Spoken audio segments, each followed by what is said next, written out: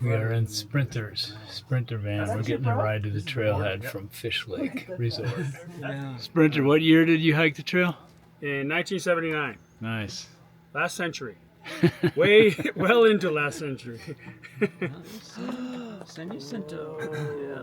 You guys all started from the border? Yeah. Awesome. Congrats. No, in 23. 2022. I'm on DNF from 23. Doesn't matter how many years it took, as long as you started from the border. I'm on the delayed plan. I'm doing 500 miles a year, so Yeah? Hated white That's water. cool. I'll hopefully finish next year. What do they call that? Like a big fat section hike or something? Lash, long ass section hike. Paradise Valley. You're a lasher? I'm a lasher, yeah.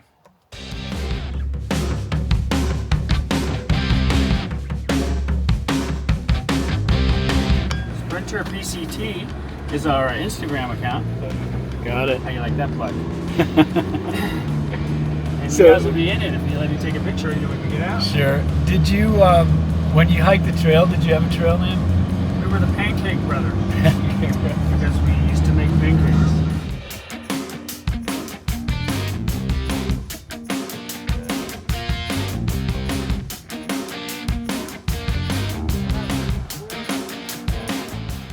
All right, well, thank you very much for the ride. Appreciate it. Sprinter.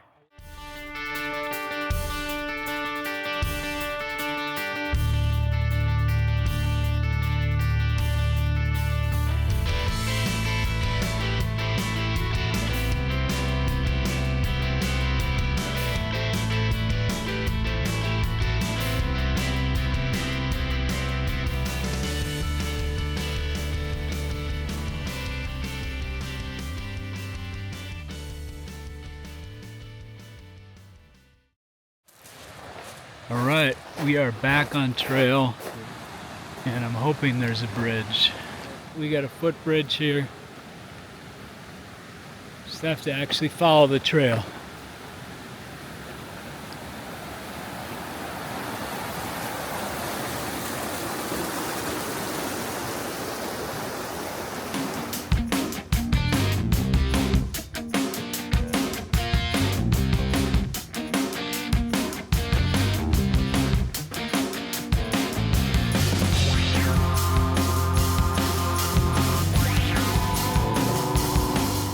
Good morning. It is July 11th and it is my 18th day on the PCT in 2025. Nice guy named Sprinter gave us a ride to the trailhead in his converted Sprinter van this morning. He's a trail angel. He had been working his way north from Campo early in the year, and now he's hanging around on the trail or near the trail up here and helping people out.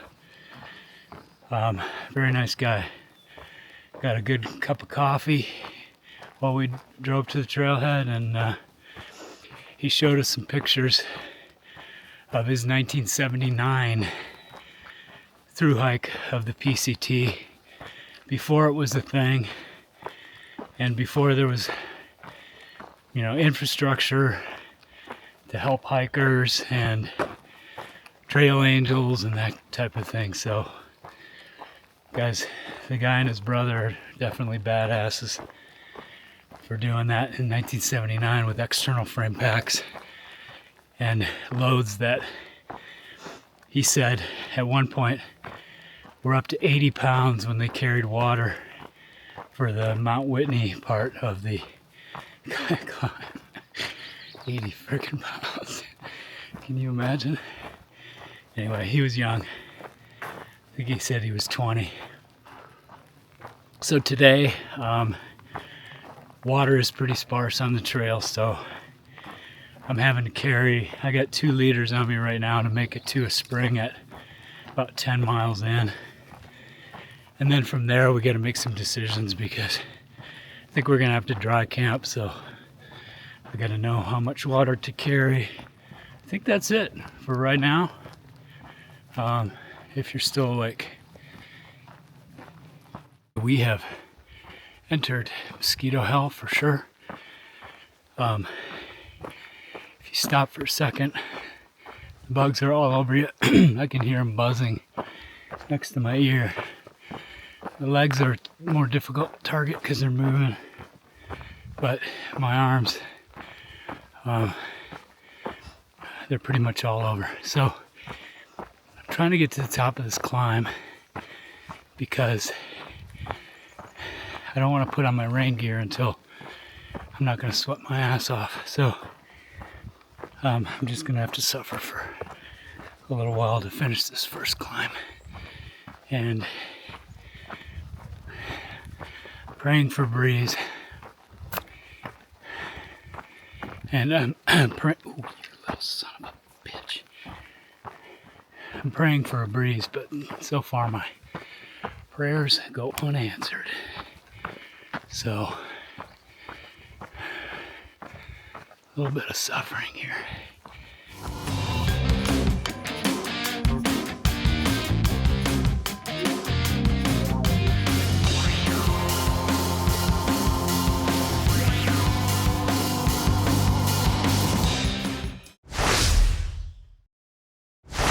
Okay, a bit of forest walking here, so not much to look at outside of trees and mosquitoes. So let's see, let me do a couple more pack items. My toiletry kit is basically a quart Ziploc. I also put it inside a stuff sack just so it's easier to manage. A little small, lightweight stuff sack. And I have toothbrush, small toothpaste. Toothbrush, it has the handle cut off in true thru-hiker fashion. And then I also have some medication, ibuprofen, other like aspirin and Imodium AD, a couple of those just in case of emergency.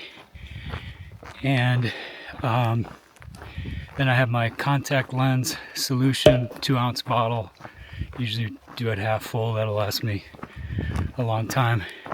Contact lens case, glasses in a soft drawstring little bag, and a few miscellaneous things like earplugs, soft foam earplugs, and dental floss and stuff like that. Not really very much in the way of toiletries, but it's enough. The contact lens stuff, managing contacts is a little difficult because your hands tend to be dirty out here, but I don't use DEET for that reason because I just don't want it on my hands and in my eyes, and I've been doing it for years, so it works for me. It doesn't work for everybody, but it works for me. Let's see, the other thing is toilet kit. So what I do is I use small Ziplocs and I pack individual days worth of toilet paper, like usually 7 or 8 squares. I know it sounds weird and inadequate, but it works, and that way I know how many days worth of toilet paper I have and I'm not carrying too much. I usually also bring an extra day or so worth just in case something happens. Then I also bring hydrocortisone cream and wipes to improve the hygiene a bit, keep a certain area clean, and it prevents chafe and just itchiness and stuff like that, which can happen on the trail because you're typically not that clean. I have a trowel. It's called a Deuce of Spades. Love that name. And it weighs about 0.7 ounces. Tiny little aluminum thing. So that's what I dig cat holes with. And then also have hand sanitizer. So that's kind of it. It all fits in a quart Ziploc. Actually, packed down a little. Could probably fit in a smaller Ziploc, but that's what I use. And that's it for that stuff. So doesn't really take that much, and you can be comfortable and maintain a relatively good level of hygiene, even though I smell like a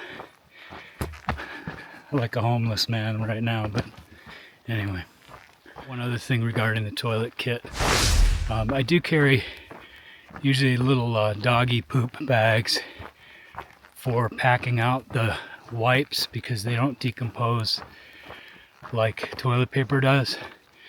And shame on me, I know, sure I'll get some negative feedback, but I do not pack out my toilet paper from a hygiene standpoint. I just don't think carrying around shitty toilet paper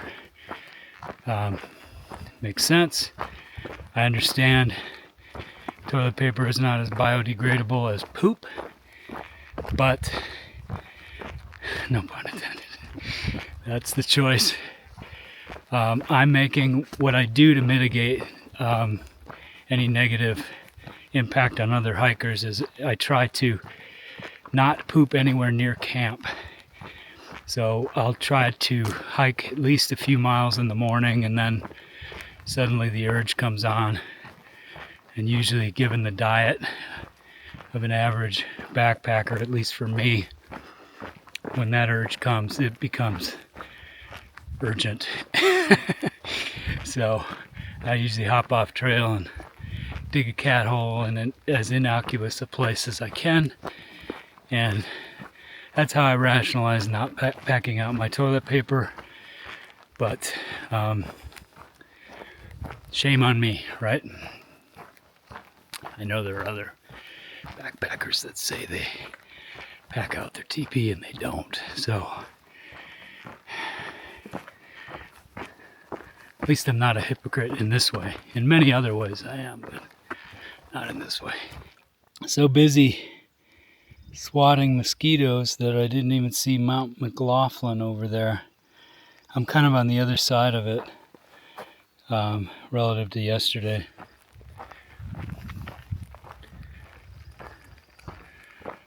Mount McLoughlin in the background.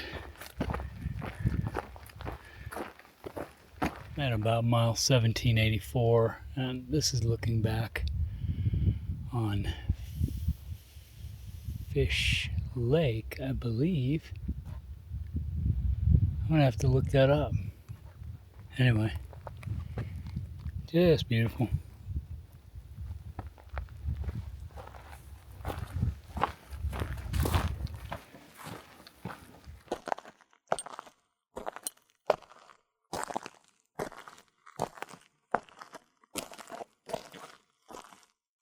Actually, you're gonna break my camera, Face ID. Were you with Magellan? We are at Cristi Spring. Nice little spring for lunch.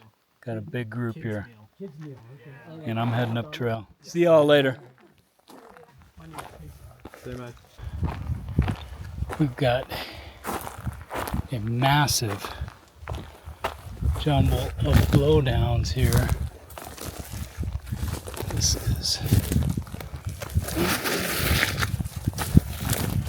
this whole area, this whole stand of trees,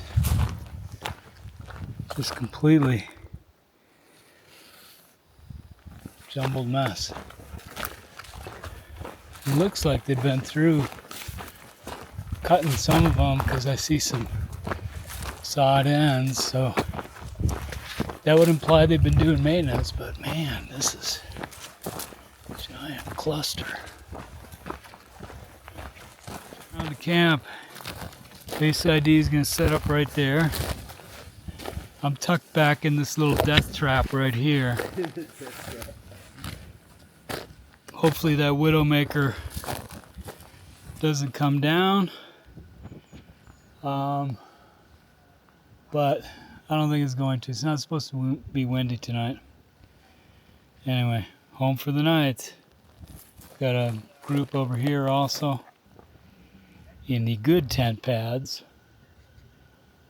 Pace car's over there. I think Magellan is on the way. And that is it for tonight.